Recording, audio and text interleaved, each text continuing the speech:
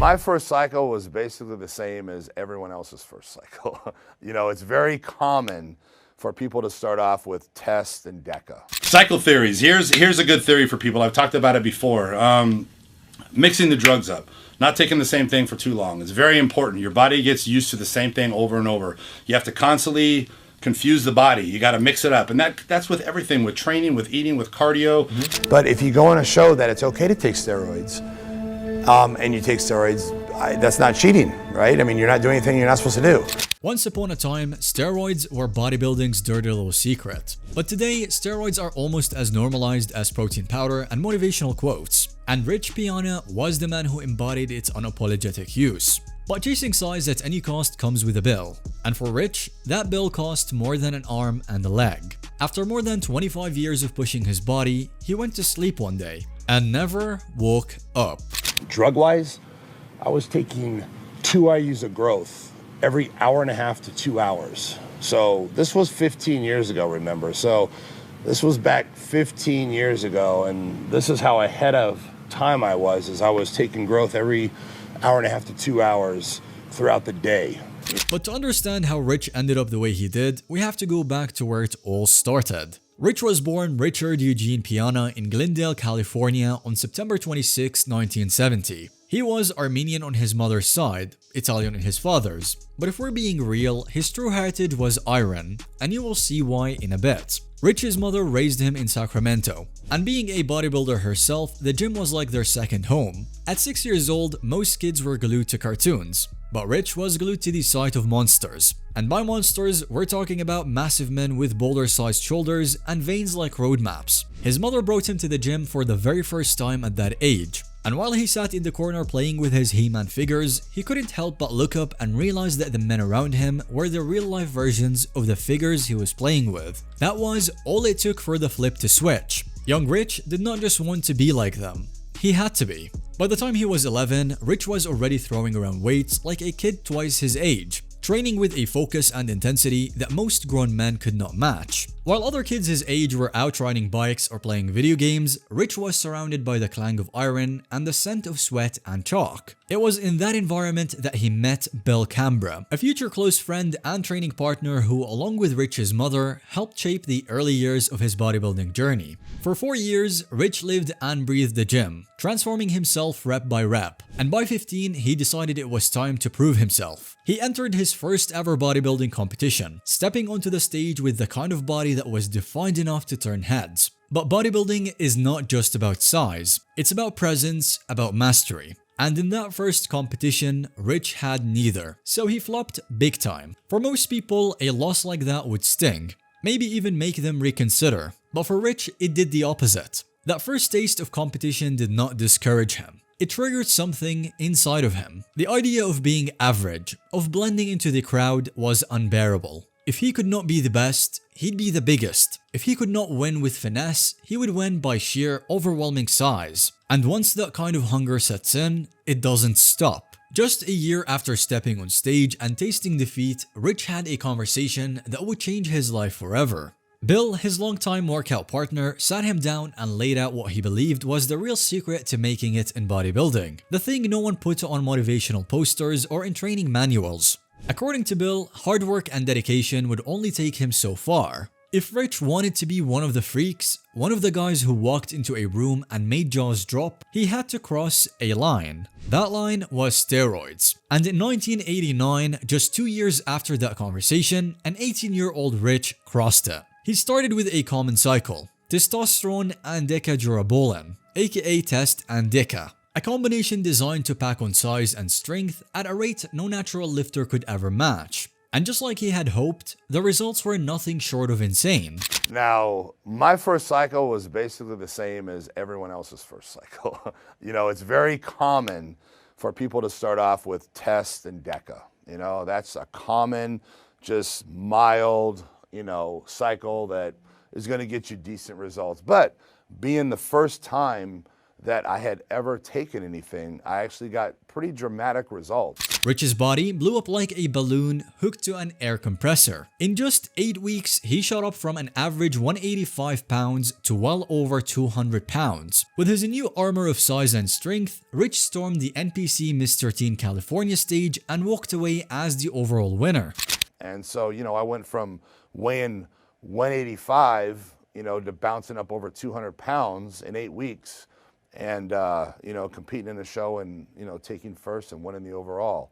But at that moment, it wasn't even the trophy that mattered. See, when the judges crowned Rich as the winner, it was proof that steroids were the key to being bigger, stronger, and more dominant than anyone else in the room. And once he got a taste of what that kind of power felt like, letting go was not an option. But it wasn't because Rich loved how he looked. Sure, he did. However, that kind of size did not just change his physique. It completely transformed his strength. By the time he graduated high school, he was already pushing 315 pounds on the bench. After hopping on steroids, that number shot up to 405. The difference was night and day. His body was morphing before his eyes, his muscles stacking like bricks, and his strength skyrocketing with every rep. It was a dream come true. There was just one problem though. The bigger Rich got, the more drastic measures he was willing to take to get even bigger. That meant more cycles, heavier doses, and riskier combinations. Drug-wise, I was taking 2 IUs of growth every hour and a half to 2 hours. So this was 15 years ago, remember? So this was back 15 years ago, and this is how ahead of time I was taking growth every hour and a half to 2 hours throughout the day, you know, and tried to take it on an empty stomach. It's kind of hard when you eat 12 times a day. But I was taking, you know, approximately 20 IUs of growth a day as far as my steroid cycle. You know, back then, I was taking 2 grams of test, probably 600 to 800 milligrams of trin, probably 600 milligrams of equipoise. I was taking 300 milligrams of injectable anadrol a week, and the 20 IUs of growth. And for me, that's probably the craziest I've gotten. At his peak, Rich was pumping 20 IUs of serostim growth hormone into his system every single day. If he had gone through a doctor, that alone would have run him about $8,000 a month. But there was no way he could afford that consistently enough. So instead, he found a backdoor. Now, serostim was prescribed to HIV patients, many of whom did not take it and instead sold it on the black market for some extra cash. That's where Rich got his supply, paying between $400 to $600 per kit. But even at those underground prices, he was still dropping around $2,000 a month just on growth hormone. And that was only part of the cocktail. The cycles he ran were not random. Every compound had a purpose. Every dose was carefully planned to push his body beyond its limits. The addiction went deeper than just the injections. It took over his mind. Rich would spend hours obsessing over cycles, fine-tuning every detail, adjusting doses, and searching for the perfect formula to pack on even more size. Sleep,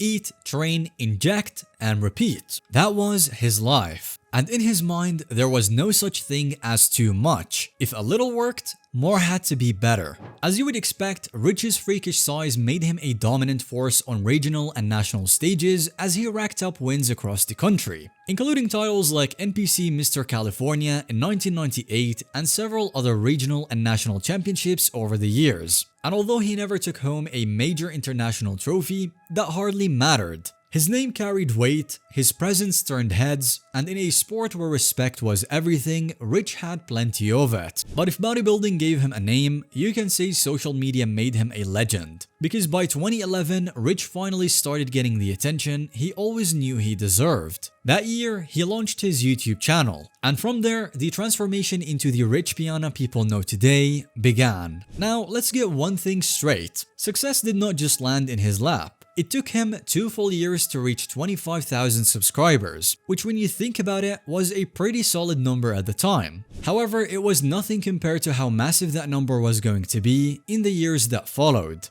Over time, Rich started to find his rhythm on social media. His content shifted from scattered interviews and behind-the-scenes clips to something with real structure. He started posting motivational videos, training breakdowns, and raw, unfiltered vlogs packed with workout routines. I've been training pretty much non-stop every day. I don't miss workouts. I don't miss meals, because this is what I love to do. So imagine 30 years straight, consistently, never missing a meal, never missing a workout. You can imagine it's a lot of work. It's more consistency, continuing to always push forward. So as long as you're going in that right direction, that's all that matters. As long as you're seeing improvements, doing what it takes, training hard, eating right.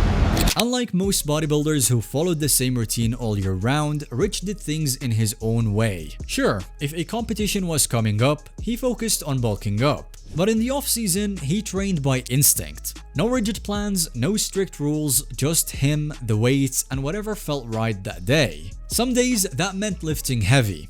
Other days it was all about high reps and a crazy pump. But even with that freedom, there was structure. Mondays were for back single arm dumbbell rows, T-bar rows, anything to build thickness and width. Tuesdays were dedicated to chest, hammering through incline barbell press, cable flies, and every variation needed for size and definition. Wednesdays meant leg day, pushing both quads and hamstrings until walking was a struggle. Thursdays focused on shoulders and traps, with dumbbell lateral raises and machine trap raises torching every fiber. Fridays were all about arm curls, push downs, and whatever else kept his biceps and triceps looking massive. One thing Rich swore by was volume. He loved pushing his muscles to the brink with relentless reps until they had no choice but to grow. He favored cables and machines over free weights, mostly because he believed that they kept his joints healthier and the tension right where he wanted it. Then there was the infamous 8-hour arm workout, where he'd spend an entire day alternating skull crushers and barbell curls, pushing his arms past every imaginable limit. It was insanity.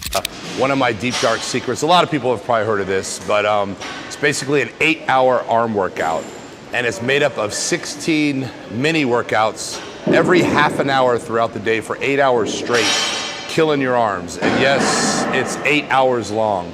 Another thing that made Rich stand out in a sea of bodybuilders was his refusal to sugarcoat the truth about steroids and the role they played in sculpting his monstrous physique. If anything, that brutal honesty became his calling card. While other bodybuilders played the clean-eating, hard-work-only act, pretending their gains came from nothing but chicken and rice, Rich laughed in their faces and told it like it was. He did not just admit to using steroids, he made it part of his identity. That raw, no BS gratitude separated him from the pack and turned him into more than just another massive guy on the block. And while some people thought he was reckless for talking about steroids the way he did, most admired him for that honesty, and it was only a matter of time before he began to reap the rewards. No matter what people thought though, it was only a matter of time before he began to reap the rewards. By 2014, Rich was a full-blown brand. His YouTube channel had racked up 200,000 subscribers. His Instagram was exploding, and he was only getting bigger, both in size and influence. But for a guy like Rich, success was not a finish line. It was another weight to lift, another challenge to dominate, so instead of sitting back and enjoying the ride, he doubled down. That's when 5% nutrition was born, since only 5% of people have the guts to do whatever it takes to be the best. Rich created 5% nutrition as the ultimate fuel for those willing to push past their limits and chase greatness without compromise.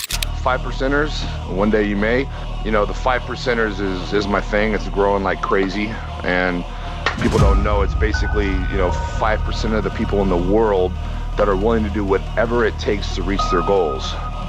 And a lot of people, don't understand that my stuff is motivational for everybody. It's not just bodybuilding. There's so much more to life than bodybuilding, because there's so much more out there. The mentality to do whatever it takes to accomplish his goals.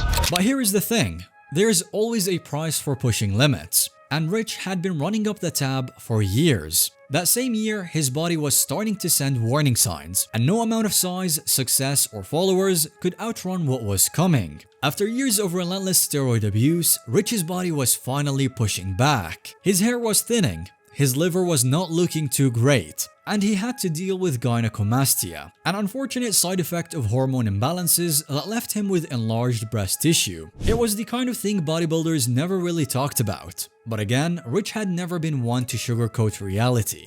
Side effects. We need to talk about side effects of steroids and other related drugs to do with bodybuilding. Now, me personally, I've been taking steroids since I was 18. I'm 43. So what is that, 25 years of steroid use? That's pretty amazing.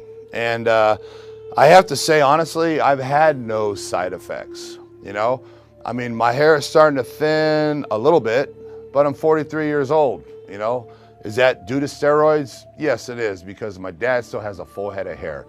And that's just something you gotta take into consideration, Gyno, I've had gyno in the past, I've done things to take care of it. I've never had surgery, taken a Arimidex, Letrozole, things that will make it go away temporarily, but if you continue doing what you're doing, it will come back. Despite all of that, he never regretted the path he took. In fact, over the years, he only took his intensity to a whole new level. The very next year, Rich was a whole different beast. The clean-cut bodybuilder he was when he first began bodybuilding was gone and was now replaced by a tattooed mass of muscle that barely looked human. At this point, some folks thought he'd taken it too far. But Rich did not care. I mean, you know what they say. His body, his rules. And while steroids had been in the mix for years, Rich took things even further. He started using synthol oil injections that made muscles balloon without adding an ounce of strength. The risks were brutal. Blocked arteries, nerve damage, even death if it hit the wrong spot. But Rich did not care. To him,